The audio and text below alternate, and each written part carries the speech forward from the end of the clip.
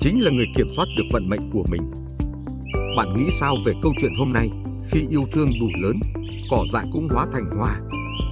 Hãy chia sẻ cảm nhận của bạn cùng Tùng NV nhé. Và đừng quên đón nghe tập tiếp theo, nơi chúng ta sẽ cùng nhau khám phá sự tĩnh lặng, tiếng nói thật nhất của tâm hồn.